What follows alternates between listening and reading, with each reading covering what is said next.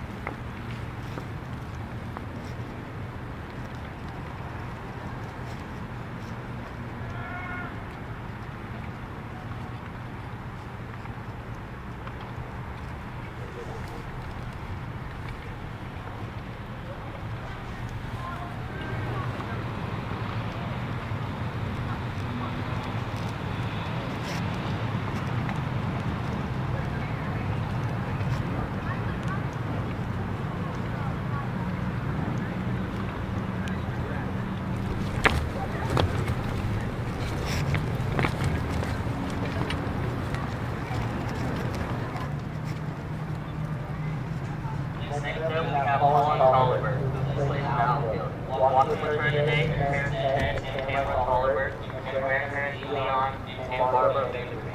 This fall, she will be attending Slippery Rock University. Her favorite softball memory is when driving down to the Reds game last year and she accidentally drove because she was forced to make the car.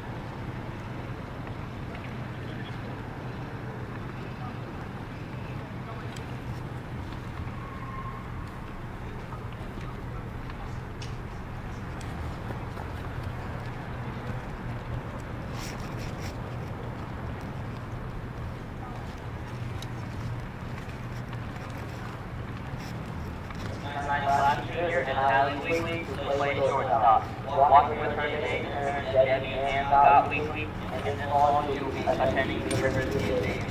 First base is sophomore memory in May 1st, 2017. The first thing she got to ride the gator. She was so excited that she actually began to drive away while Owen was hanging out at the back.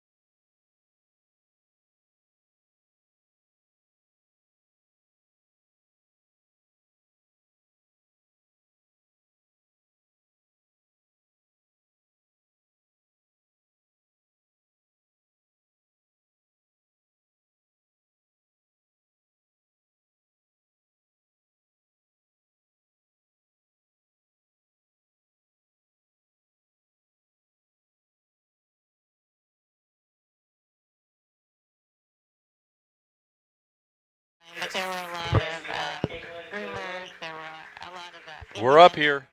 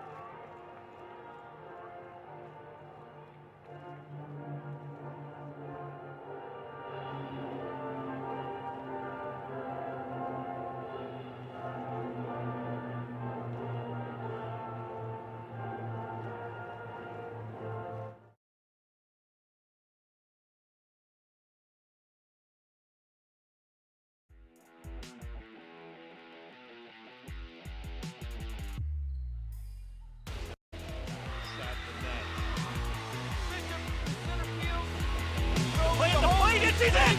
Comets win! Comets win! There's a nice feed by Hunter! And Baisley with the rip. Dean Larry, you got to load that one up. Hey, hey! Oh, got a little wink action in there. Hey! And Chef! The Warriors in the state final!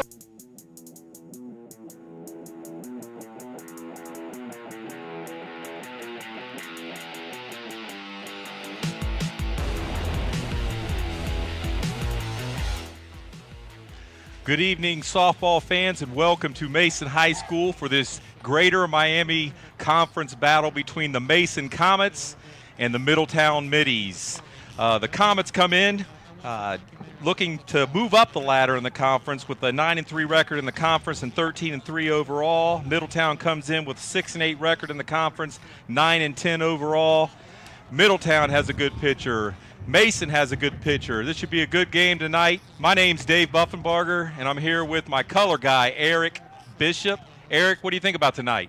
Hey, I'm super excited about tonight, just like I always am about Mason softball.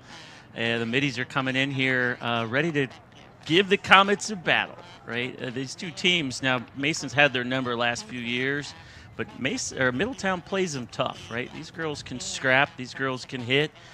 Carly Metcalf, the pitcher's coming in throwing smoke. Mason's got their work cut out for them, but it is senior night here at Mason's softball stadium.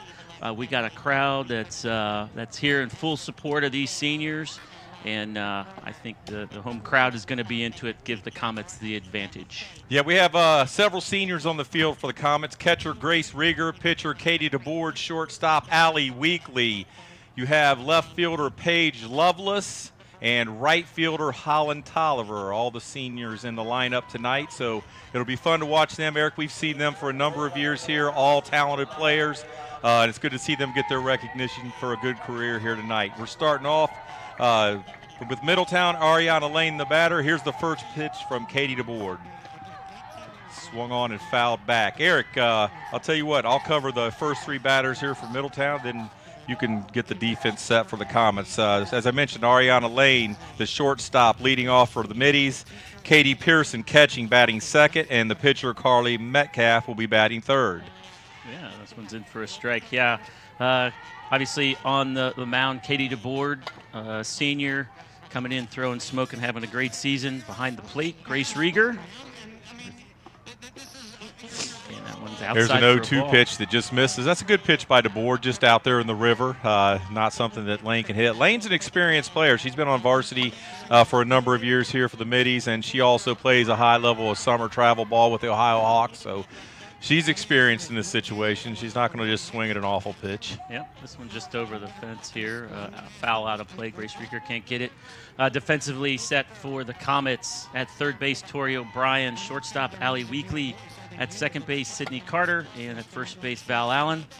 This one's outside. 1-2 delivery. She's working that with a different pitch there. Looked like a curveball outside in the batter's box, And opposite batter's box. Yep, defensively for the Comets in the outfield. This one is popped up. And Allie Weekly there for the grab. Out in left field, Paige Lovis. In center field, Carson Sneed. And in right field, Holland Tolliver. So starting lineup that's been there all season for the Comets. Defensively rock solid, and they retired first batter for out number 1. Katie Pearson, the catcher for the Middies, comes to the plate. First pitch by DeBoard on its way. Swung and missed. So, Eric, we did Mason a few weeks ago against Lakota East, and defensively, with the exception of a few gaps, they looked pretty good, and Katie pitched pretty well. But I was impressed with East's bats. I'm going to assume that Middletown will not have the bats that East brought that night. No, East is on flames right now. I mean, every aspect of East game totally rocking and on fire. Bats were moving defensively, rock solid. They just gave up a grand slam to Sydney Carter, which was really exciting to see. That was fun. They were down 5-0 when it happened. Sydney puts them right within reach, 5-4, and then Lakota did their thing. Allie Weekly with the grab here. So you see that right there. Allie's got a cannon. I mean, you can that's a play. You can see Allie's arm. She comes up, and that ball gets from shortstop to first base in a hurry. Yeah, I'd be really surprised if she's not competing for playing time at University of Dayton next year. She's a UD commit. Be playing here locally. I know her family's super excited to be able to watch her play at the next level. Okay, 2 outs for the Middies. Carly Metcalf, the pitcher, coming up here. Also plays travel ball at a high level. So Carly, number 9 here, is up to the plate. Typically we see, maybe not typically, but frequently we see the pitcher not batting. They go in the flex position and somebody bats for them. But they have Carly right up there batting third in their order. Got a talent like that, you want to use it. 0-1 delivery. Little off-speed pitch. DeBoard puts it in there for strike 2. Tell you what, the board over the last few years has really just gotten great command of all her pitches. She's throwing it low, high, inside, outside, off-speed. Here's a nice little grounder. Allie Weekly, and once again, makes the grab picture perfect, and the Comets retire the side 1-2-3. Advance now to the bottom of the first inning. 3 up, 3 down. See Coach Tyler walking across the field there. They showed up just in time for the game today. Tyler Callahan, his father was coach at Springboro for a number of years. Tyler jumped on the Middletown coaching job 2 years ago. Yeah, here's the replay. Look at this. Just look at the arm. All the girls watching here in the Mason Youth Program, this is exactly how you do it. Move your feet over and make the right throw. A little bit high on that last throw, but certainly well within the reach of Val Allen, the freshman at first base. Let's see if the Comets can get the bats moving right here from the start. Carly Metcalf, I was giving Katie all the props. Now this is a pitcher that she's got everything that you have that you need as a pitcher. She's got speed, she's got off speed, she's got control. Let's see how well she does tonight. If you look at the league stats, Eric, looking at the pitchers, the leaders in the pitching categories, you look at strikeouts, Carly Metcalf leads by a large margin. She has 184 strikeouts. Sydney Larson from East, a good pitcher, has 116 in second place. And then Katie DeBoard, Mason's pitcher, is in third at 98. So Metcalf definitely has the strikeout pitch. Now, the one thing people would challenge you on is that control becomes an issue at times. with Carly, but certainly the 184 strikeouts is representative of some good pitches. So you can see her moving there. You can tell she's got some speed, has some mound presence out there. So first three batters coming up for the Comets here: Tori O'Brien, Carson Sneed, followed by Sydney Carter. Set up the defense for the Middies. Ariana Lanes, the shortstop, Katie Pearson, the catcher, Carly Metcalf, the pitcher, Caitlin Goodwin at second base, Paige Patterson at third, Trinity Akaza in left, Kylie Dingledine at first, Brianda Fuller in center, and Leah Fugate. I had that down as the catcher, but that can't be right because that would indicate two catchers. So we're going to have to back into that. That's what they gave us on the lineup card, I believe. But we're going to put her in right field, Leah Fugate in right field, number 2. First pitch by Carly Metcalf in for a strike. 0-1 to Tori O'Brien. Slapper, you're going to see those sprinkled throughout the Mason lineup, and you can see Tori getting to the slap right away. And for those of you watching not familiar with the slap, it's a true advantage to the left-handed batter, especially when they have speed, which Tori does, that they can get moving up in the box while the pitch is coming. They just put the ball down and try to beat it out at first. That puts pressure on the defense, especially on the left side, third base and shortstop side. You got to get to the ball, make the play, make a clean throw, or else Tori, Sydney, Carson, and others in the lineup will be safe. We'll see that happen tonight. Yeah, teams as they're practicing and preparing for Mason, I'm sure half their practice is probably dedicated to small ball. You've got to be able to play the small ball against Mason. They've been doing it for years. For some reason, Mason creates a crop of these tiny speedsters who can place the ball perfectly. Mason's had them. They always had them. And it's worked for years. And Leanne likes to play that, so that's their style. Everybody knows it. Thank you. Sorry about that. And it served them well. All right. O'Brien battling back. Started out with 0-2. Now it brings the count full. I'd say it served them well. They've won the GMC 5 years in a row. Now, this is the first year, though. It doesn't look like the Comets will win the GMC, but they are seeded third in the region. So we'll see. And this one's there you go. Hard hit ball to Lane. Throw it away. So there you go. That's the pressure we're talking about. Forces a quick throw. She's playing back, so she has to get the ball quickly and throw it quickly, and that causes the error. Got a little bit of a discussion here between the umpires. See what they're up to here. While we're waiting for their call, we have Carson Sneed up to the plate, another lefty slapper with a tremendous amount of speed. Umps figure out what they wanted to figure out, and they're back to their positions. So you saw there, though, with Metcalf there, she got ahead 0-2 in the count and then came back full. It looked like O'Brien got a clean hit on that ball, hit it hard. And Brian's off. She goes into second standing on the stolen base. So runner on second, nobody out. 1-0 count to Carson Sneed here. Number 4, the center fielder, North Carolina commit. And there's the bunt down to the third baseman, comes up throwing. A good throw, gets her out. Good defense there by 16, the third baseman. Yeah, but Carson does her job here, right? All you need to do in that situation, you got a runner on second base, just get the ball down, have him make a play on you, advance the runner. That's a sacrifice bunt. You're right. She did her job. She could have had a win-win by being safe, but she did her job exactly what Coach Muff wanted her to do. And another message to the young softball players: learn how to bunt. It's important to win. And Sydney Carter, not known for her power yet. We've seen her put one over the fence before. So I see her when I walk up today, and she goes, "Hey, you announcing the game on TV?" I'm like, "Yeah." She goes, "Oh, maybe I'll get another grand slam." I'm like, "Well, if that's it, then your parents should pay me to come to all your games." I don't know about today. That wind's pretty fierce blowing in from that pitch right there. Okay, Eric, we have a better view than we had the other night when they had us outside down at the end of the stadium, but that looked like a ball. The ump's lining up on the inside river. You can see there, and I think that's going to expose the outside to some questionable strikes. Yeah, that one clearly outside, though. That last one, Sydney Carter having a tremendous season here.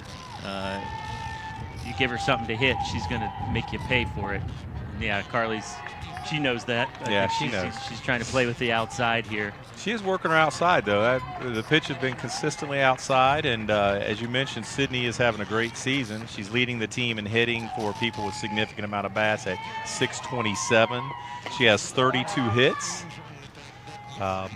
24 RBI, which puts her, I think, third in the league in RBI. So she's having a very productive season for the number 3 hitter in the lineup. No doubt. You need production out of that number 3. Actually, you know, the top of the lineup here for Mason has just been lights out all season. So the 2-2 pitch into Snead, or into Carter, fouled off. She's working her now. So you see that outside pitch, and she's losing the pitches that she doesn't like up against the net there. With 2 strikes on you, that's a good hitter right there. She's going to foul off and waste the ones that are close that she doesn't like. So that's what a good slapper does. When you're a pitcher's dad, that can be annoying sometimes, but it's the way softball is. Oh, one gets past her. Fastball, O'Brien's going to be in O'Brien, easily. yeah, easily scoring on that one. So the Comets take the early lead in the top of the bottom of the first here, 1-0. We have 1 out, nobody on. Sydney Carter looking to get some base runners back into play here. Full count to Carter. That one obviously a ball here. Pushes the count to full. 3-2. Full count delivery. Yeah, see, there's another one that was outside. She just fouled off. She says, close enough with 2 strikes. I gotta be aggressive here. Nah, I don't like it. Foul it off. That's what good hitters do. She recognized that, you know, he's giving the outside to the pitcher, and she's just going to keep the bat out there and foul them off until she gets one she wants. Yeah, I know we don't have a pitch count here, but and in softball you can go way deeper. Yeah, she draws the walk here, and she also had quality at bat here. I don't know. All of those pitches. Go ahead, Eric. Explain that, because your daughter Zoe was really good about quality at bats. Quality at bat is one of the most underrated statistics, but it's hugely indicative of who's going to win the game. Quality at bat basically says, did you get a hit? That's a QAB. And did you, hold on, going to make the play on Carter here.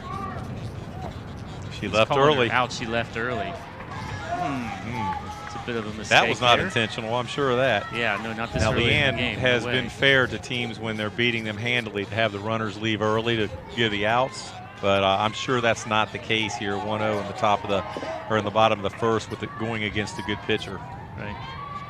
The quality at bat, if you take a pitcher past 6 pitches, also registered as a quality at bat. Why? Because you're there to wear the pitcher out. The more pitches they throw, the more tired they get, the more likely they are to throw you that meatball right down the middle. Ooh, that one inside.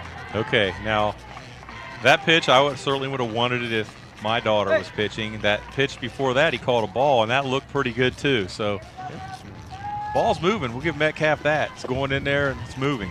You can see the bend from up here. So I believe the count's 2-1 to Allie Weekly, the senior shortstop, 4-year starter for the Comets. Ball hit to the second baseman, on to first, and 3 out. So what started out with a quick run, Middletown's defense tightens up, pitcher starts throwing strikes, and they get out of the inning. So after 1, the Mason Comets 1, Middletown Middies 0. Right. Now, since we have a break between innings, I'll give you the exact definition of a quality at bat. Let's hear this. It's a bat which the batter is productive in a way that, whoops, wrong thing. Okay, QABs include the following. 3 pitches after 2 strikes, a 6-pitch at bat, an extra base hit, a hard hit ball, a walk, a sac bunt, or a sac fly. So they added in the clarification of seeing 3 pitches after 2 strikes. After 2 strikes. And we use, for ours in the summer, we obviously use 6, seeing at least 6 pitches. Right. Or hitting the ball hard, even if it's an out. Right, yeah, hard hit ball, it's kind of at the discretion of the scorekeeper. Basically, the idea here is, if it's a ball that's easily playable, then that's not necessarily a quality at bat because you've just basically played into the defense. But a hard hit ball, even if they make the play on you, right, basically means they had to. So it's a quality at bat. Yep. It's just they happen to make the play on you. So. All right, ready here to start the second inning. Comets leading 1-0. Last time they played each other, Middletown failed to get a runner to first base. Katie threw a perfect game, so I don't want to jinx it here, but. Well, she's off to a good start right now. Number went 1, 2, 3 in the first inning, starting off the second inning with Caitlin Goodwin, the second baseman. She'll be followed by Paige Patterson and then Trinity Akaza. Fouled back, quickly up 0-2 on Goodwin here. And DeBoard, one of the things we saw, Eric, if you remember back to the East game, in the innings where she had problems, she got behind, started throwing some balls. Didn't look like she had total command of her pitches, but then she would bounce back and hold them. So it was a little bit. That game was a little bit inconsistent, even though I would have to say Lakota East is a very good hitting team. Ooh, fouled that one off. Kind of a little check swing there, hit right above her hands and fouled it off. I'll tell you what, that's a senior pitcher there who knows sometimes, hey, I might not have pitched my best to this batter or that batter, but you look at the way they bounce back, right? The way they're able to grit it down and start throwing strikes again or whatever. Younger pitchers will get rattled sometimes, but Katie's a senior. She's been here before. Yeah, she's pretty composed out there. Completely. Even when things are going rough, you can't tell by the look on her face. And there's another strikeout. Big strikeout for Katie DeBoard, and a little jig step for the girls. Hey, why not? It's senior night. So Middletown's coming off of 3 consecutive wins. Oak Hills, Sevier, which it looks like they went down south and played Sevier, and Carter. They won 8-4 against Oak Hills, 14-0 against Sevier, and 3-0 against Carter. Now back in town playing in the GMC schedule against the Comets. So they're on a streak, 3-game winning streak. Yeah. Well, something's going on here. I can't exactly tell what the ump is saying, but he stopped play here and had a word with Katie. He said something to her. He did call that a strike. 1-1 the count. Oh, that was a ball? That last one? Okay. So they called it a ball? It's a ball. Something, she could have been outside the 24-inch lane. That could have been it. I don't know what the home plate umpire will call other than the 24. Yeah. Everything else would come from the first base ump. The lines aren't marked, so you got to be pretty confident. If you look, though, if you look out there to the left, you can see a footprint that is outside the 24. Do you see that? I do. I wonder if that was it. You might want to explain the 24 here. That looks like she's hopping too, though, so I don't know. It's landing inside the. Okay, so the 24-inch lane the pitcher has, it's the end of the rubber on each side, straight out, and the pitcher cannot have their entire foot outside of that when they land. So I'm going to guess that's what they called. We might find out more on that later, but that's the only thing I think the home plate umpire could call from there. That's right. Nice pitch in there for a strike by Katie DeBoard. 1 ball, 2 strikes. That's and a nice pitch. She painted the corner on that with some movement. Looked like a little bit of a curveball, a breaking ball. But that thing hit the corner nice. That's the sign of a good pitcher right there. That ball's not over the middle. She's nibbling on the corners of the plate. Here it is again. DeBoard hums that in there. That's perfect. That's a good pitch. Good for her. And the ump calls it with style. And Katie DeBoard leads off this next batter with first called strike. This is number 11. Trinity Akaza, the left fielder. And that's 2 strikeouts this inning. And DeBoard up 0-2 here. So you had announced that she pitched a perfect game against Middletown last time in a 10-0 win. Or was it 14-0? Might have been 14-0. I have their schedule. And she goes for the high one. That's 3 strikeouts for DeBoard right there in the inning. She just came up and mowed them down that inning. So the first time they played, Mason won 14-0 on a perfect game. So DeBoard, for whatever reason here, she has the number of the Middletown Middies batters. So we're headed to the bottom of the second. Comets up 1-0, looking to add to their lead. And they have coming up for them, should be the 5th hitter in the order, be Grace Rieger, followed by Holland Tolliver and Val Allen. And I'm just going to recap the GMC standings again here, the Greater Miami Conference standings. As Eric mentioned, Mason is unlikely to defend their 5 consecutive GMC championships. Your daughter went through 4 years. My daughter, 1 year behind or ahead of her, went through 4 years of GMC championships each year. That was very good, but this year. Yeah, here's DeBoard mowing down the side here. There you go. That was a rise ball right there. Yeah, it's beautiful. Good pitch. So right now the standings are Lakota East out in the front of the conference with a 14-0 conference record. Lakota West is currently in second, 9-2. Now the Comets did run Rural West 11-0. They're going to have a chance to play them again. They're followed by Fairfield at 11-3. Mason's at 9-3. So we're talking about just fewer games played there. Mason does have a chance to work their way up into second place, but they have some work to do starting with the Middies tonight. So Metcalf back on the mound. Grace Rieger up to the plate. Grace Rieger, somebody that has to pop. I would say this, her statistically this year, it doesn't look like she's hit the home run she has in the past, but don't let that fool you. She can do it. Yeah, Rieger's got power. He's just waiting for the right pitch to use it, but absolutely completely capable here. I've seen her put out a number on this. This place can't hold her. And Grace is committed to play softball at Miami at Hamilton.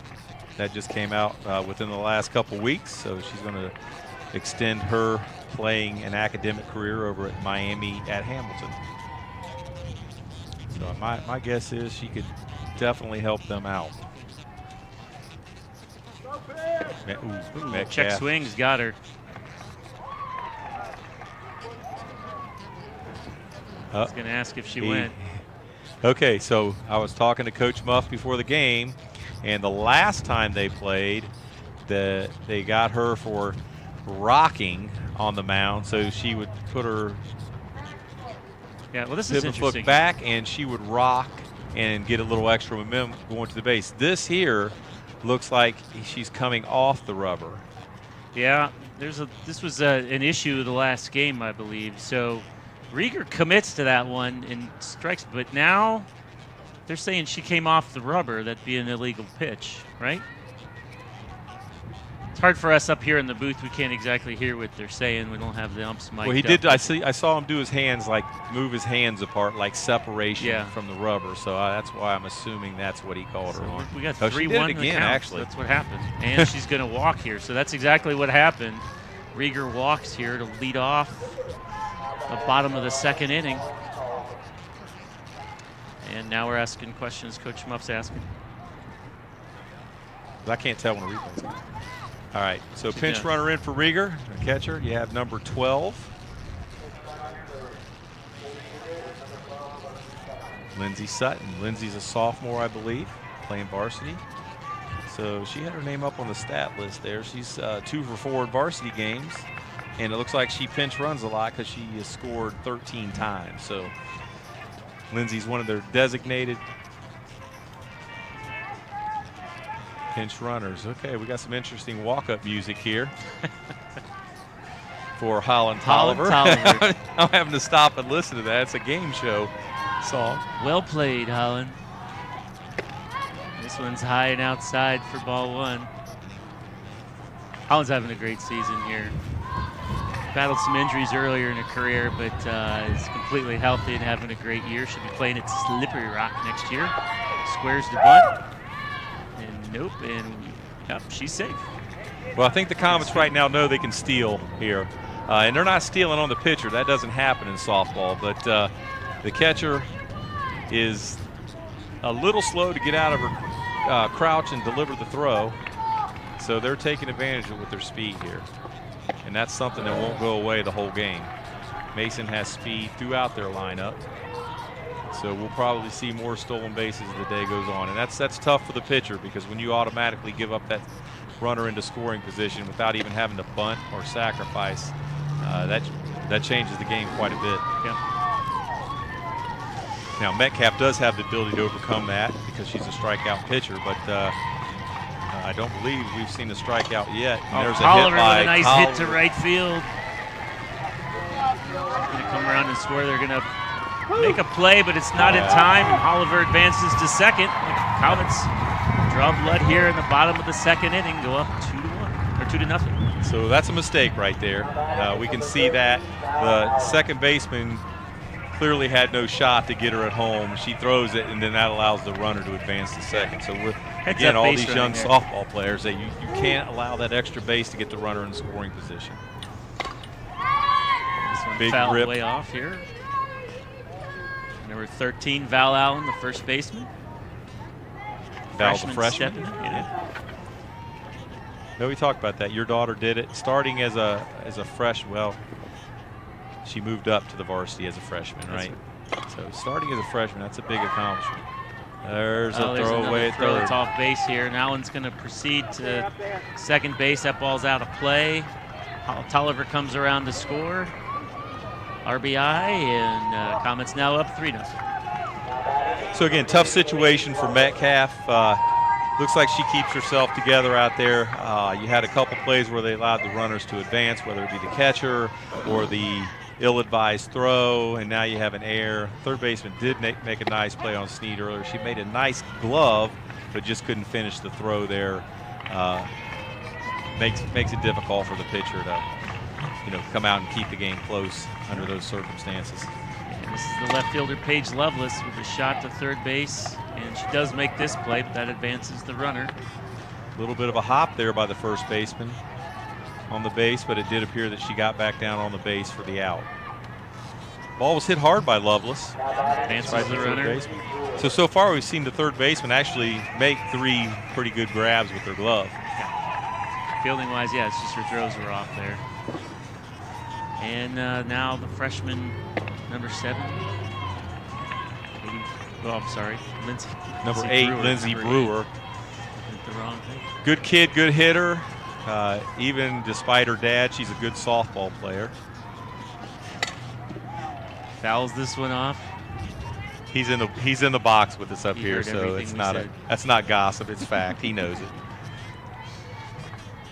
1-1 count to Brewer. Another freshman, as Eric mentioned. Yeah. Lindsay's having a great season. She plays that flex position, basically as a full-time batter for the pitcher, Katie DeBoard. Where number 8. We knew a player that wore that for a few years. For a few years. And still wears it. And still wears it in the summer. Pitched by This Metcalf. one It's over her high. head. And Allen looks like she has some pretty good speed too. She does. You She notice got that? a good jump She's on a that. strong-looking girl and with some good speed. As soon as that ball cleared her glove, she took off. Here it is again. She's watching, gets a little lead, and boom, she doesn't hesitate at all, and she's in there. The Comets Made it take close, advantage but of she the got mistake there. by pitcher and catcher. It's hard for me to tell on that one. Maybe it was a little high pitch. Catcher probably should have had it. That's a run score. Clears the bases here. We're going to call that a pass ball, Eric, not a wild pitch. Okay? Okay. You're the stat man, so.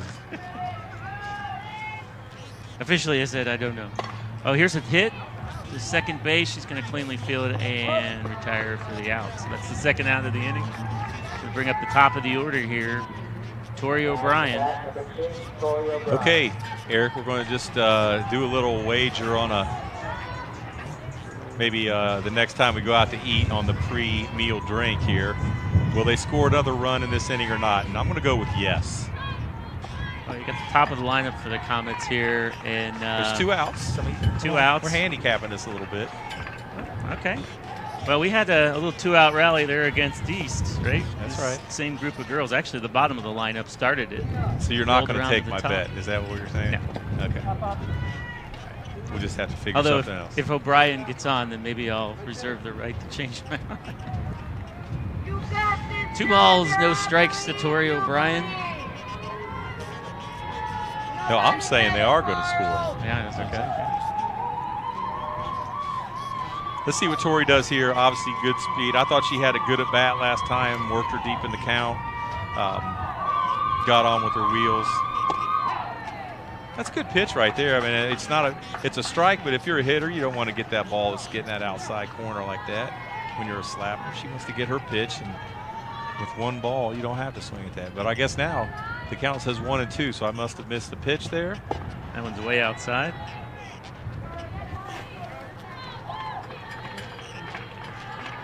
So again, that's another good pitch. If you watch that, that thing broke off hard. I'm gonna call that a screwball from my angle, but it broke off and out hard. I don't think it was a strike, but it's good to ask. There's the ball. Okay.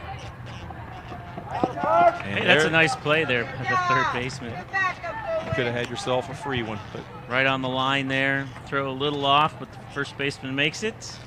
Retires the side, so I guess I should have taken that bet. yep. Okay, after 2, the Comets, they put 3 on the board there in the bottom of the second and lead 4-0. Here's that play again. Has to go up over to her left side there. Oh, this is the start of the inning here. This is, yep.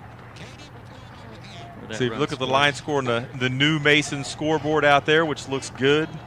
Thanks to the athletic department at Mason for getting that. We've had that battle with that scoreboard for a couple years, and they got us a nice brand new one here at the Mason softball complex. And Eric, I've been to quite a few softball fields this spring watching my daughter play college softball, and I know you've been there too, to several of them. That Mason has a very nice complex for a college team, let alone for a high school team. So you go around Ohio and you're not matching up with this probably at all anywhere in high school, but then this stands up to against a lot of the college. It does. You know, you get as well. spoiled during recruiting trips with my daughter. Lots of places she'd look at me and say, "Dad, my high school is way nicer than this," right? So yes, you do get spoiled here.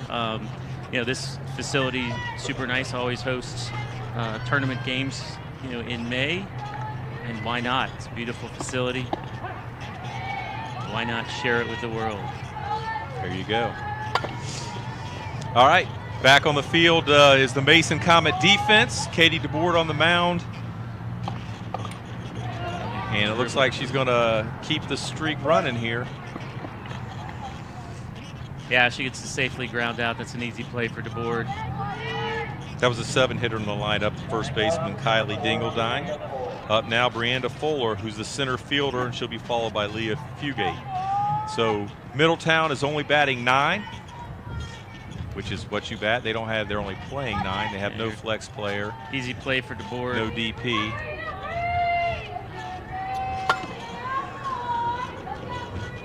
First pitch into Fuller. This one Foul. foul.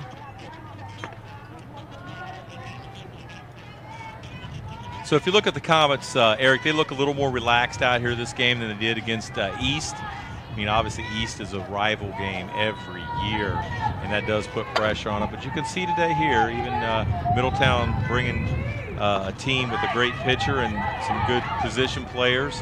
You could just sense a little more relaxed attitude out of the Comets. Pitching, defense, hitting. Well, I think beating a team 14-0 gives you a little bit of confidence going in. You just hope that doesn't get all the way to being overconfident and taking your opponent lightly, which so far the Comets haven't done here. DeBoard hasn't given him much of a chance to do anything. And here's another batter retired. Number 4, Brenda Fuller. Fugate up, right fielder. So I know DeBoard had 3 strikeouts in 1 inning. She's had 2 here so far this inning, and I don't recall what she had in the first inning, but she's building up a strikeout. 1, 2, 3 in the first inning. But I don't believe she had any. She didn't, because she's going to run on a foul here. Might as well come on back. Yeah, no, Allie Weekly had a couple really nice plays there in that first inning. So they weren't strikeouts. Top of the third, Mason leading 4-0 here with 2 outs. 0-1 pitch. Good looking pitch there, in for a strike. Balls, 2 strikes to Leah. 2 pitches. Nothing close there. Seeing how far she'll go out there. DeBoer testing the water. I think she's going to come at it right here. Let's see if we can get strikeout number 3. That's going to be a foul ball down to O'Brien. You can call that a strong swing. I'll tell you what, DeBoer's not really wasting a lot of time. She's getting up in there. She steps right on the mound and is ready to offer. See, she's already ready here. As soon as she gets in and sets her feet, DeBoer's already in motion. Fouls this one back. Fugate giving it a good at bat here. She's battling against DeBoer. And you look at Mason, you got DeBoer. She's going to John Carroll to pitch in college. Grace Rigger, we mentioned at Miami Hamilton. Allie Weekly, the shortstop, going to UD. Paige Lovelace, the left fielder. She's going to Indiana Wesleyan. You have the center fielder, Carson Sneed's committed to North Carolina. You have the right fielder, Holland Tolliver, that's committed to Slippery Rock. And then in the infield, you have Tori O'Brien and Sydney Carter, who will be playing in college one day. And there's a strike 3. She strikes out the side. And then I'm sure Val Allen has aspirations of playing in college as well. So you've got a lot of college players out there in that Comet lineup. They've had quite a few graduate from this program over the years. Leanne Mupp does a great job of getting them prepared to play and letting them show off their stuff.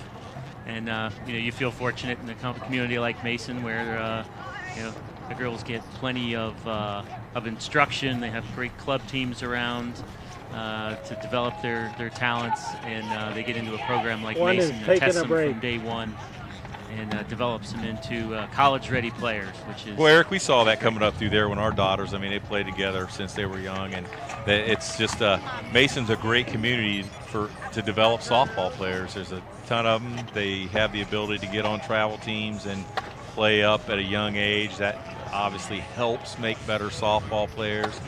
But, that's Mason. Leanne does a good job. Leanne and Dave do a great job of managing their team and their players. But I'll give – is that the last strikeout? That was just one of her good pitches there.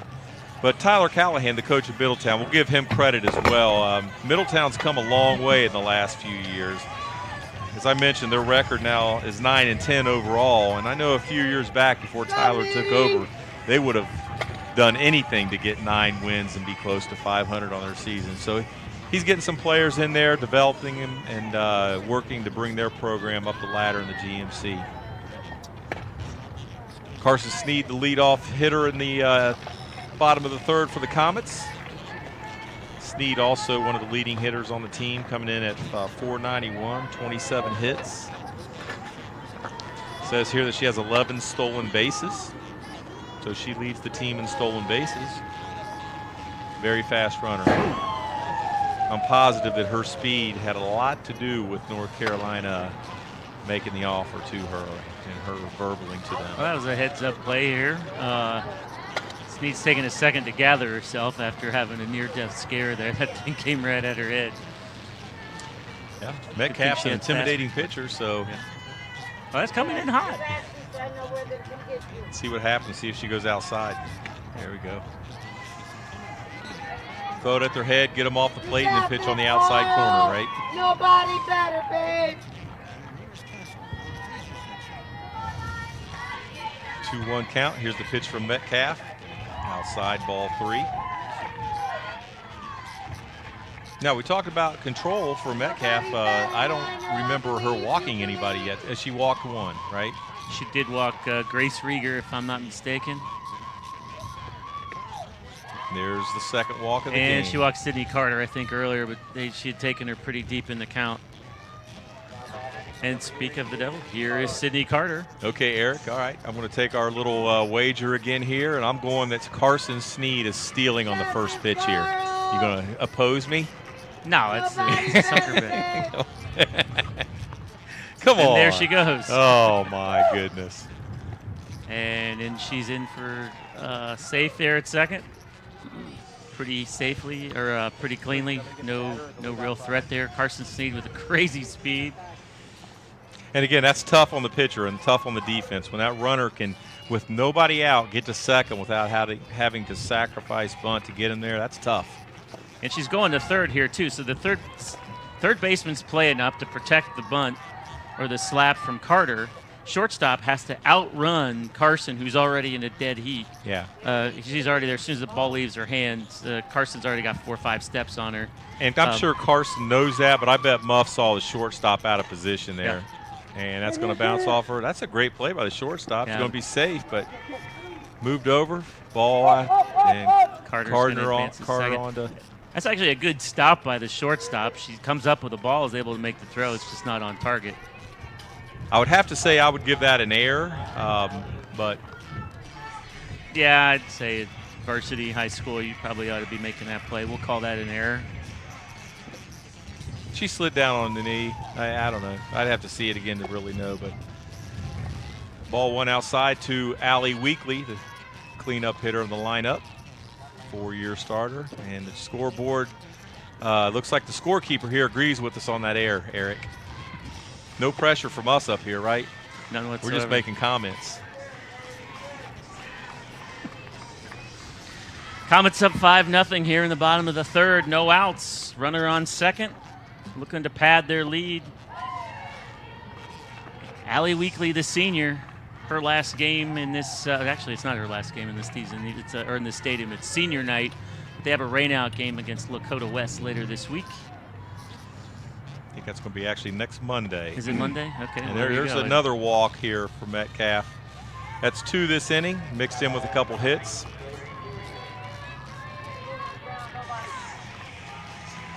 "5-0, we got runners on first and second, nobody out. Grace Rieger up to bat. As Eric mentioned, Grace walked her first time up. Pitch in by Metcalf for a strike, 0-1. Yeah, Metcalf's got to be careful here. Rieger's got the power. Of course, the wind's blowing in from center field. She's going to have to put a charge on it. Eric, that's one thing I always. Oh, that's going to be a double play, That maybe a is gonna be triple. a- She drops it. And she gets does make back. it. That's a good effort by the second baseman. She was going for a triple play. She was.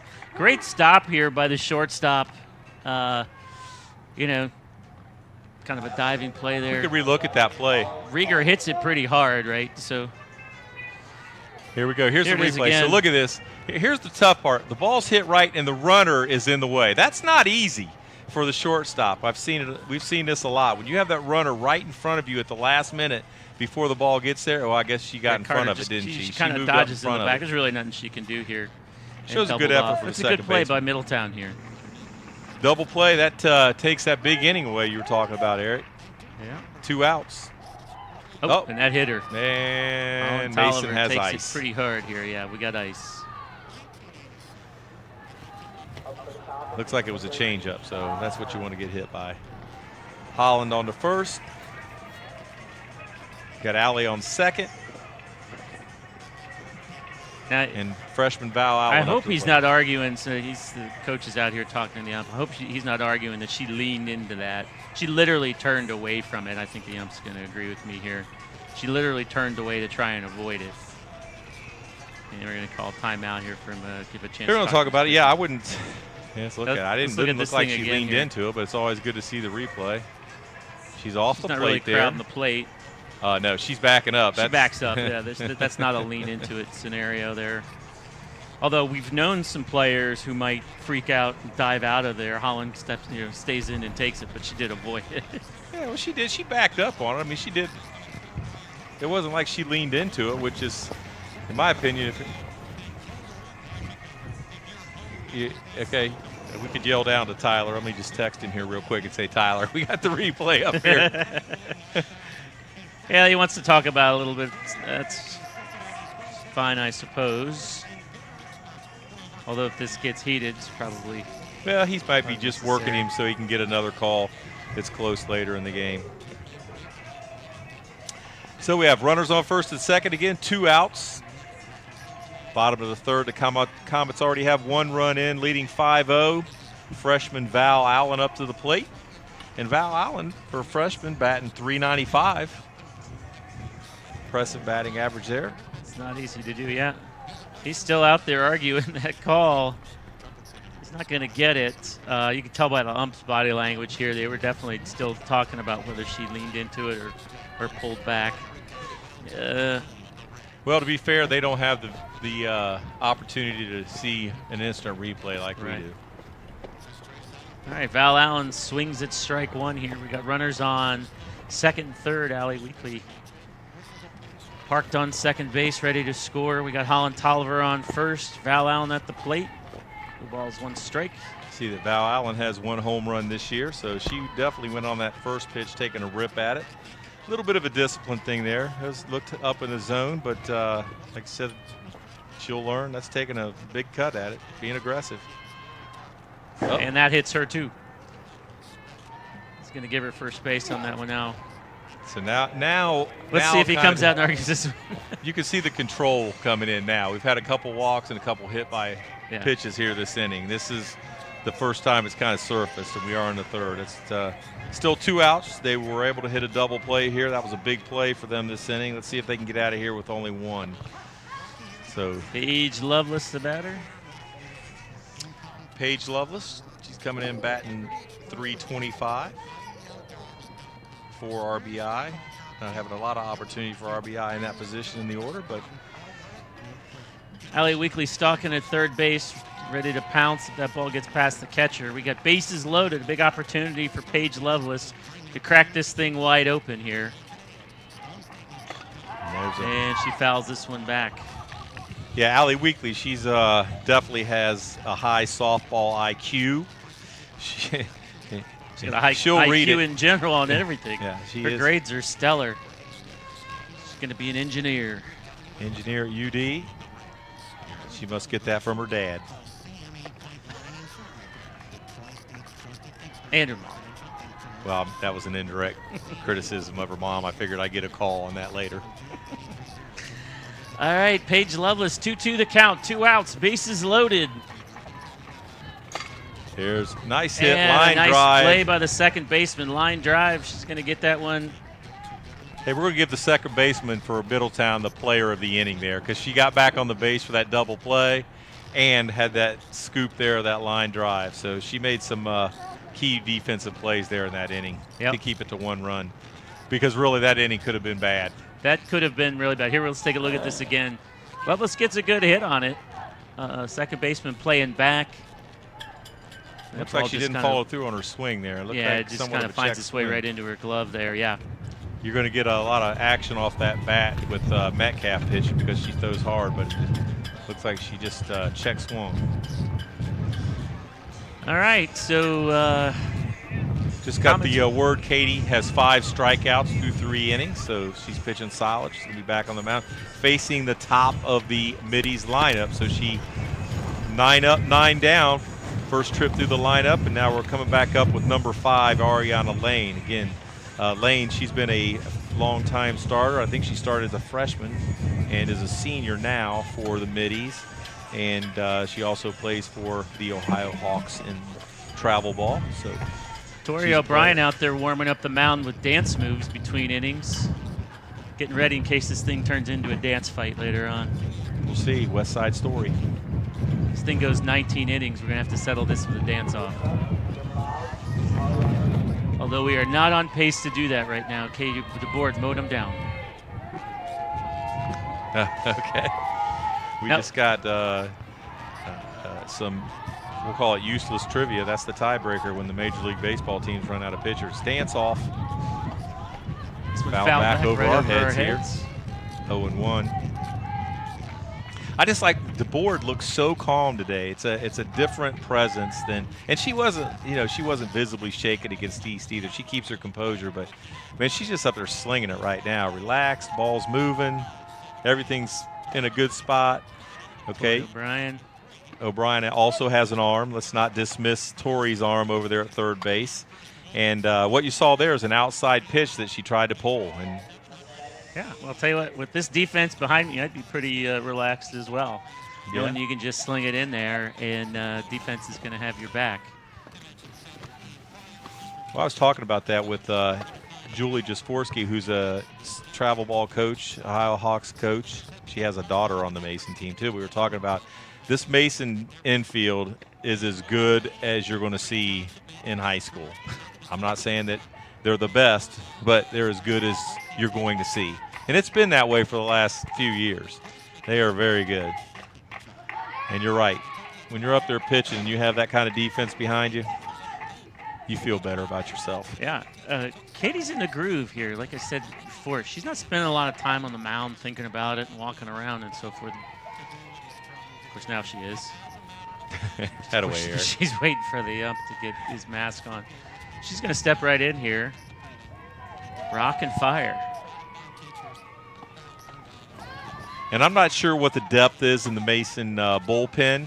I know they have some pitchers in there. Katie's a senior. She's going to get the bulk of the load, as she always does. But if you look out there, you have some pretty good talent coming back. You have Tori at third. You have Sydney at second. Val at first. You got the center fielder Carson Sneed. You got some good players coming back. There's another strikeout. Now I think we're about to see this jig here. Here it goes again. Yep. This little tap of the toes. This is a new thing this season.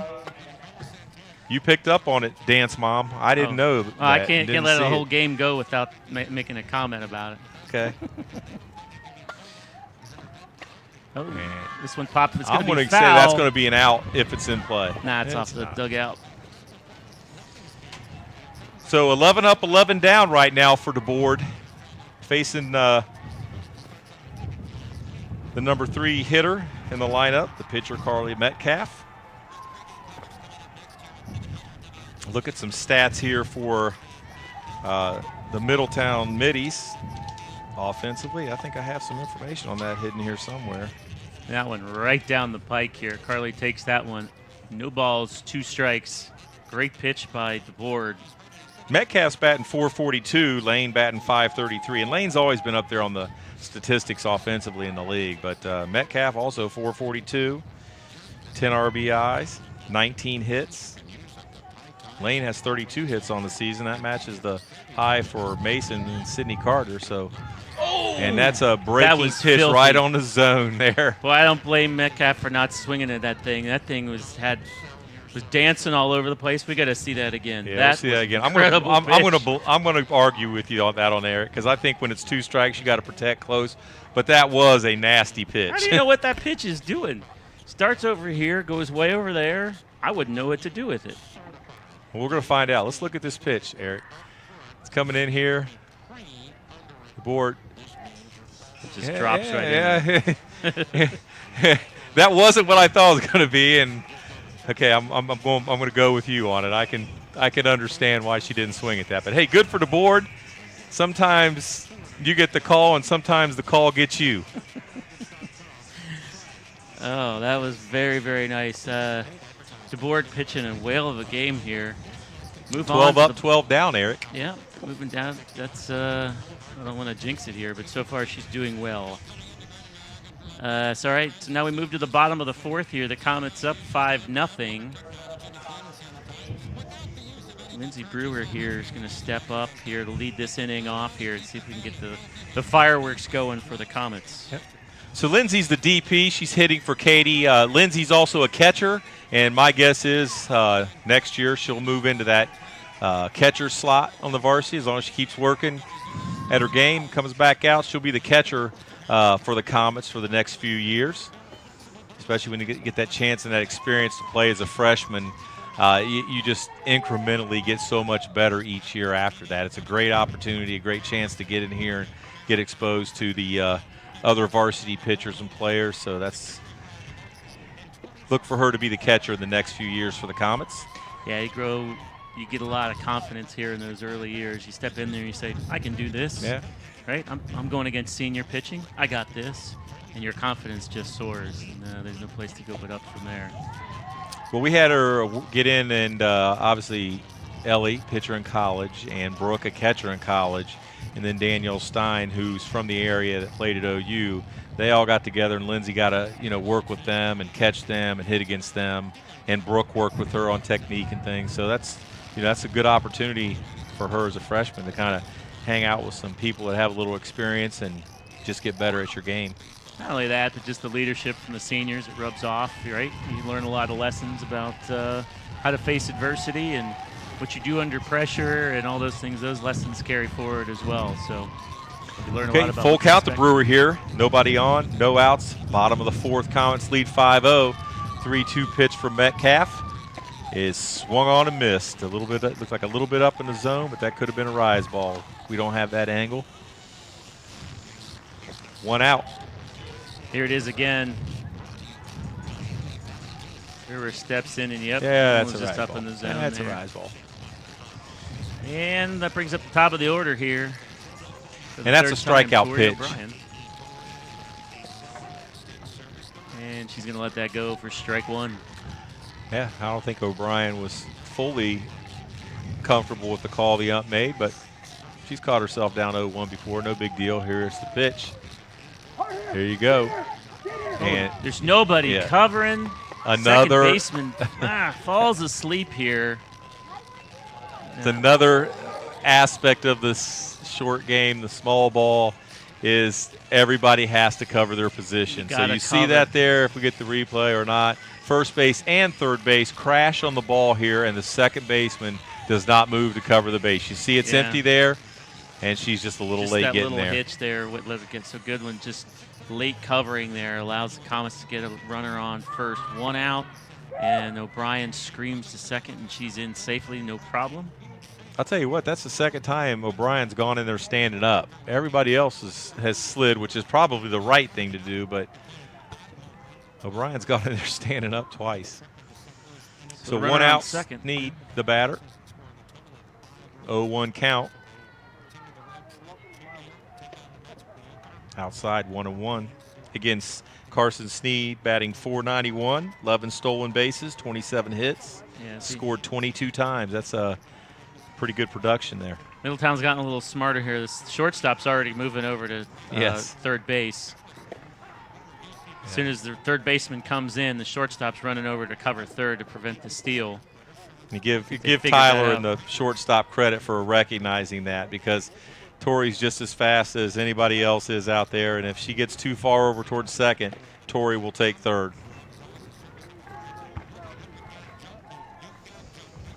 2-2 count to Sneed. 1 out. O'Brien on second. Sneed, the second hitter in the order here for the Comets. Metcalf pitches and slap down the third baseline foul. O'Brien helping her out there a little bit on second base, calling where the pitch is going to go. She's seeing where the catcher's lining up. As a batter, you can't always see that. It's always nice to have a friend on second help you out a little bit. Yep. They're giving Paige Patter some work down there, but I'd say in general she's done a pretty good job. She had one throw that was errant, then another one where they didn't cover. That's not her fault, but I think glove-wise she's done a good job down at third. 2-2 offer to Sneed's outside. Full count. You've said that a lot. Full count. Full count. They've been working her. Yeah, we had that a lot last time with East, but here's Metcalf's payoff pitch. And hit to the shortstop. I'm going to say she's going to be safe. There we go. She is. That's just raw and speed. And she's caught him napping, take going to second base. Heads up base running by the Comets. I'm not going to say Middletown completely fell asleep there, but just a little hesitation, and you give Comets second base there. Heads up coaching by Dave Bell. I think he saw it and yelled, go. Yep. Sneed with her speed just takes it. So here it is again. Coach Bell's intense. He's not going to fall asleep down there. You can count on that. Look at that. You can speed. see there. She's already there. And then she comes in. Throws it to the pitcher outside the circle. Importantly, the pitcher was outside the circle. Eric, that's a good point by you as a batter's dad. That's a good point that you knew that. I'm proud of you, man. Second and third, 1 out. Sydney Carter, Comets leading hitter, up to the base, or up to the plate. Good opportunity for the Comets to score some more runs here. Keep in mind the run rule in high school is 10. So when the home team is, or when a team is up by 10 at the end of the inning, or the home team after the half inning, that is the mercy rule. Comets got them 14-0 the first time they played. 5-0 here, looking to add on here in the bottom of the fourth. Metcalf better be careful here on 3-0. She's going to load the bases if she's not careful. And she gets a swing over for a strike. You walk Carter, you get to face a senior in Allie Weekly. Well, you have the base open there. I would not give Carter anything good here with the base open. No. If I'm looking down here at averages, Carter's 627. That's a hitter right there. Now, we know Allie's a good hitter, but Allie's down here at 375. So you don't want to give anything great to Carter here. And then what it does is give you the force out at any base after that. So, and there's a play down to Paige Patterson again. She's safe at first. Yep, she is safe at first. And again, Paige Patterson did not make a bad play there. No. She came up with the ball and threw it, but it was a slow roller, and that's the difference between a slap or not. Sydney Carter knows how to slap. She's moving and has her momentum going. Here it Slow is. roller to the third base. Little She had to chopper. bend over, had Yeah. to regroup. You can't get that. It's impossible. That's a really tough play to make. Bases loaded now. 1 out to Allie Weekly. And in for a ball. 1 out. Weekly, the shortstop, looking to deliver Middletown big for the playing in on Comets. defense here. See if they can attack a short ball and get the force out at home. Here's one thing you don't want to do to Weeklies. You don't want to give her into a hitter's count because she can rear back. She's got some pop too. Yeah, Metcalf doesn't want to mess with her now. 3-0 here. Yeah. Let's see. Question is, Leanne gives her the green light. Probably not. I'm going to say no, but you can see the. Let's watch and see if Allie You tips know this it at thing's all. going to be a meatball right down the No, middle. she's It ready. always She's is. ready to hit. But she was taken all the way. She didn't swing at that one. No. I'll tell you what, though, Metcalf's throwing the ball hard still. She Those went last two pitches, that one had some nice break off the plate. You got to get the zone on that. But that one was, she's got some pop in her ball. And she's going to walk in a run here. So this is the inning. Could get ugly. We thought we had a chance last inning. Here you have Grace Rieger coming up to bat, the 5-hitter in the Comet lineup. Bases loaded, 1 out. All right, senior year, getting late in the season here. Can you do something special here? Takes a ball I'd down like a low. little double off the wall. I wouldn't mind. I'll order that one right now. Okay. Well, the Place last my few order. batters here, you've seen Metcalf get behind and put Yeah. these batters into hitters' counts. Yeah. It looked like a strike. She holds off on that one, but it's going to be in for a strike. She fooled her on that one. Rieger, the catcher, obviously she's seen a bunch of pitches. Here comes Metcalf's pitch. Swung on. That's going to be a base hit into to the right gap. field. That'll score a couple. That's going to at least 2. Throw comes in. Cut off by Carter the pitcher. scores. Sneed scores. Allie Weekly over to third, and Grace Rieger standing down at first. And I'm sure we'll see a designated runner here for the catcher. Nice hit by Rieger here. Clutch, kind of you needed it there. She puts a squeaker right through the gap there between first and second. Gets 2 RBIs. So, Eric, I don't know if you remember this from last year, but Grace Rieger in senior night said her favorite memory of softball is rounding first and slipping and falling down against East last year on an ICRC game. Do you remember that? I definitely remember it. I do, and we're not going to let her forget. So, Grace, yes, you did look like a Magoo on that play. She got a all good right. sense of humor. She'll appreciate that. And we're enjoying the walk-up music for Holland Tolliver once more. Metcalf first pitch in. And Tolliver Comets are presents gonna a take bunt second. just to get the runner down.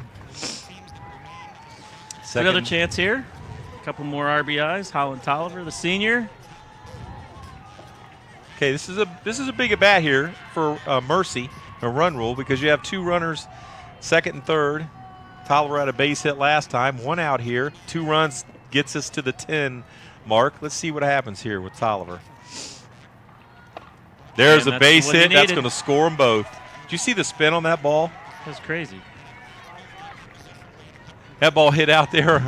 You thought it was going to do it. It hits the ground and just spins and kicks left. She hit the underside of the ball, and it just kind of had this wacky spin on it. Good enough to get 2 more RBIs, and we're at 10 runs. It's a couple hits for Tolliver tonight. 2 RBI there. Takes the score to 10-0 now. 5-run Comet 4th inning here. And we still only have 1 out with a runner on first. Still some time to do some more damage here with Val Allen stepping in. And again, this is why you got to get up in the count. You can't get behind in the count and then throw them the pitches that they can hit. And you're just building confidence, and the Comets are capitalizing on that. Fouled off the bat by Val Allen. 0-2 the count. Yes, it can. We have a run rule. As I mentioned earlier, the mercy is 10 runs after 5, or if the home team's up, it's after 4.5. So there's a left early. And left early. So Leanne's already at the 10 runs, so she's going to go ahead and as I mentioned, commander runners to kill the out there. Move this thing along. 2 down now. Val Allen, 0-2 the count. Bottom of the 4th, Comets have scored 5 already. Metcalf pitches. So if you don't know the rule, in softball you cannot leave before the ball leaves the pitcher's hand. If you leave early, that's an out.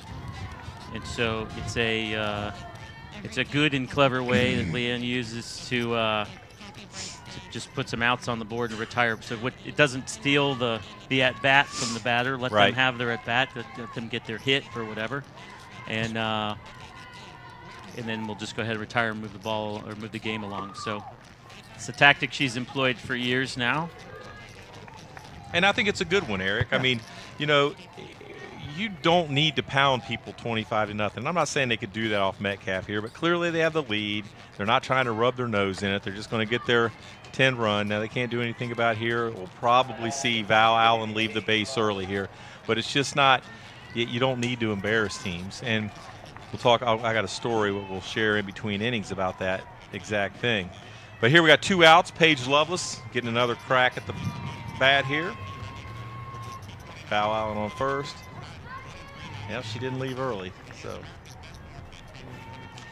Either she's not going to, they may or want she missed the Lovelace to get sign. a chance at the at bat here, which is fair. Oh, on deck I see Katie DeBoer down there coming into bat. So this could be a situation too.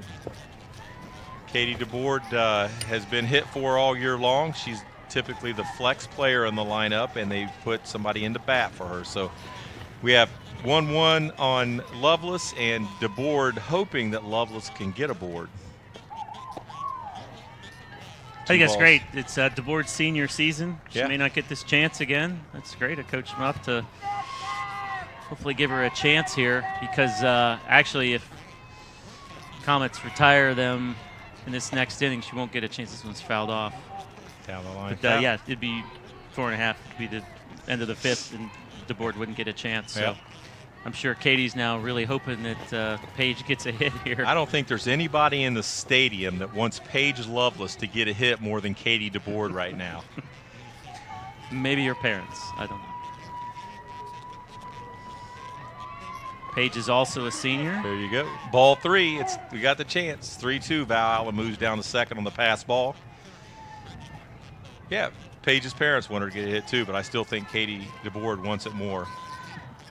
Paige's parents, Matt and Sarah, they're out there tonight for senior night. I'm sure they're cheering on Paige, and her sister Michaela, who already plays at Indiana Wesleyan, might be listening online. Who knows? Yeah, that one's fouled off. Paige's older sister, a 4-year player here at Mason. Outfielder, slapper. Paige is a little different. She hits from the right side. So we have a full count. Katie DeBoer, she's still alive to get in a bat here. 3-2, 2 outs, bottom of the 5th. Metcalf's pitch on, and it's called strike 3. That's the 3rd out. DeBoer disappointed. pats her on the back. Just maybe she said thanks for not letting me bat. Who knows? All right, so the Comets go up. Now here, let's take a look at this last pitch. Let's see, this one was Look good from here. Too good to let go. Yeah, that's too good to let go. So here we are, Comets leading 10-0 at the run rule. If they can hold Middletown Middies here in the top of the 5th. Middletown needs to score here. Eric, we were talking about that mercy rule and leaving the base earlier, and I was just actually on Facebook, the fast pitch zone. It's on there as a national thing, and somebody posted on there, team is out there it was a high school team. I can't recall if it was varsity or JV, but beating teams like 32-0, and they kept on doing it. And it's like, is this right? And everybody's like, well, yeah, it's right. Tell the team to get better. No, that's not right. Yeah, you need to get better, but that's not telling them to get better. And then they're like, well, you don't know defensively if they're just not making plays. And I said, you don't need to know more. When you're up that much, you have your runners leave the base early. Right. They're not getting better by playing a team like that, so why extend it? Right. You know? Actually, you create the chance for somebody to get hurt in some ways. You might as well just move on. And Coach Muff's been great about that over the years. And look, there's like Middletown used to be that way. Give Tyler credit. He's building it back up. They're competitive, winning some games now. You know, if you had Princeton in the league that's had some struggles over the years, they did win a couple games this year. But you don't need to beat that team 25-0 because maybe someday down the road that comes back on you. So here we are, top of the 5th. Middies needing 1 run to keep this game going. DeBoard's first pitch in. Ground ball down to need a runner on O'Brien. first base in order to get that, and they've yet to do that. Yep. So Comets 2 outs away, and we get the little Irish dance. I don't know. I'll have to ask them what they call that. Paige Patterson up. We had 13 for 13 now. DeBoard looking for her second perfect game of the year against Middletown. Top of the 5th. Third baseman Paige Patterson, the number 5 hitter in the order up for the Middies. Paige Patterson batting .357 on the year. 20 hits, 11 RBI. And again, she hasn't really done a bad job down there at third today. She's fielded a lot of balls and made it happen. This one fouled back. Was that the 2-0 pitch? 2 balls, no strikes is now 2 balls, 1 strike. Trinity Akaza, left fielder on deck. 2-1. DeBoard hasn't been behind in the count much this game, but she finds herself down 3-1 right now. She's going to need to get this in for a strike, otherwise she's risking her perfect game. Let's see this pitch. Popped up to Allie Weekly, and that's 2 outs. So she was looking like putting her perfect game on the line there, risking that. And she goes right down the middle, gets Patterson to pop up. So 14 batters up, 14 batters down for the Middies. 2 outs, top of the 5th. Mason up 10. Trinity Akaza at the plate to try to bust up this perfect game no-hitter. First pitch in there for a strike. Akaza batting .341 on the season with 7 RBIs, 15 hits, scored 12 times. The 0-1 delivery.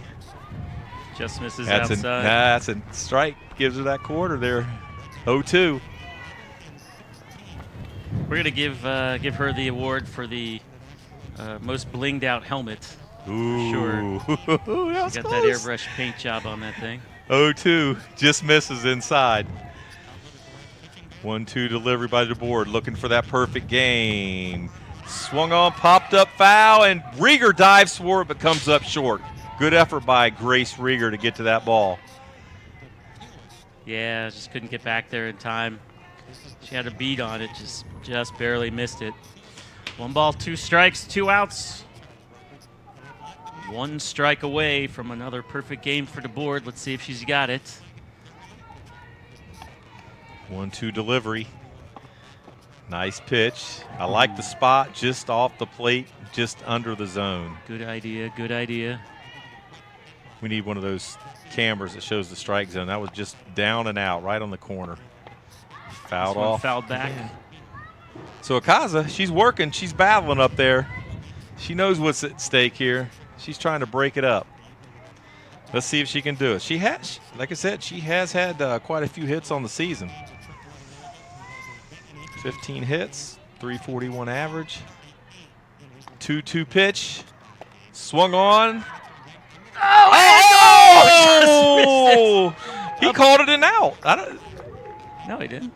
He just raised his hand like this. Yeah, no, the I think he was a mistake there. The ball fell out. A perfect game, almost in reach and outside the. Yeah, now he's glove. checking with the ump. I don't think he saw the ball go down. Yeah, it the looked ball like definitely O'Brien went down. probably blocked his view here, but actually, I'm going to call that a hit, and I know that 2 people touched it, but O'Brien was backing up, and it's a tough play just over her head. She tips it, and Allie Weekly doing a great job of backing up there, but let's look at this. Here it is, right up here. See, that's a tough play. She tips it.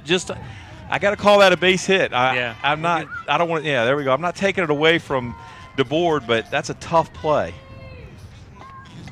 Well, so Akaza hangs in there, battles, and gets the hit. a little disappointing. She lost a perfect game and a no-hitter on one swing. Yeah, on senior night. On senior night, she was 2 strikes into this thing. I blame that on the last president of pitch, the boosters. That's all I got to say.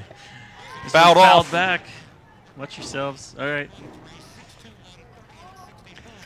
You got to either blame it on the president of the boosters or the scorekeeper up here. I mean, that kid, he could have gone down there and made some money off that. Calling it an error would have kept it a no-hitter. He just needs to learn how to capitalize on his position. This one also fouled back. 0-2.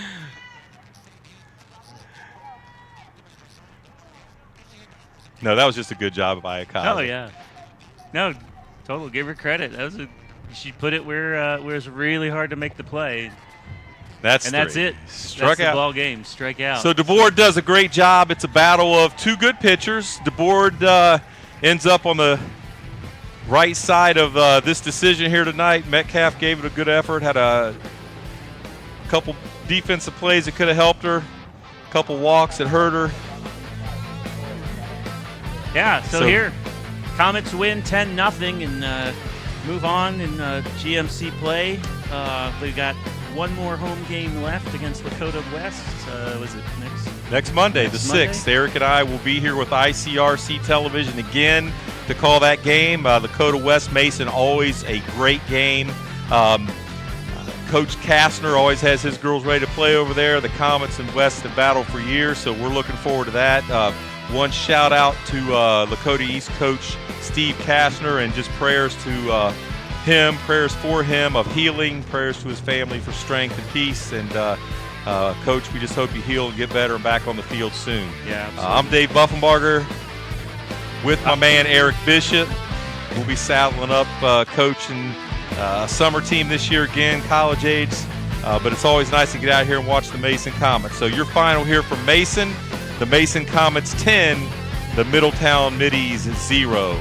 We'll see you next Monday against Lakota West.